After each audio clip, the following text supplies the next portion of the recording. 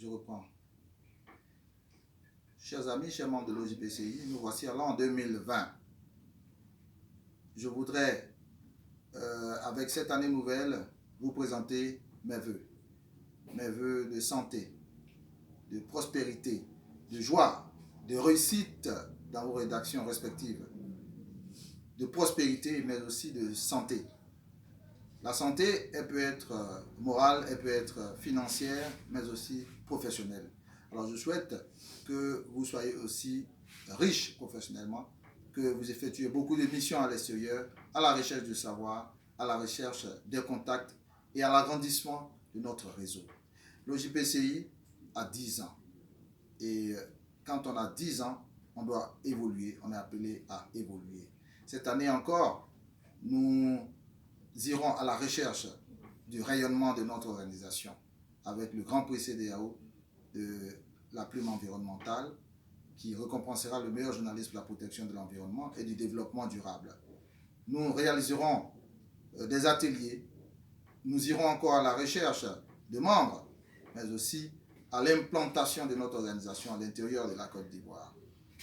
Et en plus des 2 sections que nous avons à Boasso et à Bassam, nous irons à la conquête de l'Interland pour faire asseoir et tisser les liens de l'amitié, de la confraternité vraie à l'intérieur de la Côte d'Ivoire. Je voudrais ajouter qu'au moment où nous entamons 2020 et au moment où la Côte d'Ivoire effectuera l'élection présidentielle, l'OJPCI doit s'inscrire en tant que groupe majeur de la société civile, en tant qu'observateur de la société civile et du microcosme politique ivoirien. L'OJPCI doit pouvoir tirer son épingle du jeu, c'est-à-dire être des journalistes professionnels, de creuser des journalistes professionnels, des femmes et des hommes qui réfléchissent en tout cas au bien de ce pays.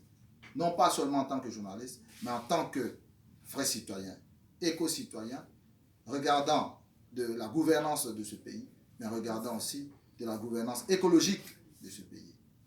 Nous voulons pour preuve notre engagement, en tout cas dans la commission nationale du MAEP, parce que l'OJPCI, par son président, occupe la zone 5. Donc, nous verrons une OJPCI plus rayonnante, parce que c'est notre souhait, notre foi nous le demande, notre foi en notre Créateur, en notre Seigneur, en notre Dieu, qui fait de nous ces éléments, qui fait de nous ces instruments. Des moments difficiles, nous les connaîtrons, mais avec Dieu, nous saurons surpasser ces épreuves. Et je vous invite tous à croire à l'avenir de l'OJPCI, à croire au rayonnement de l'OJPCI et à croire à la vie que l'OJPCI mènera, en dehors, bien entendu, des difficultés. Et les difficultés, je pense que ça nous connaît et le Seigneur ne nous donnera pas des épreuves que nous ne serons pas capables de surmonter. Que Dieu vous bénisse, qu'il vous garde entre ses mains précieuses, qu'il vous protège et qu'il inspire en vous son Esprit Saint. Bonne année 2020.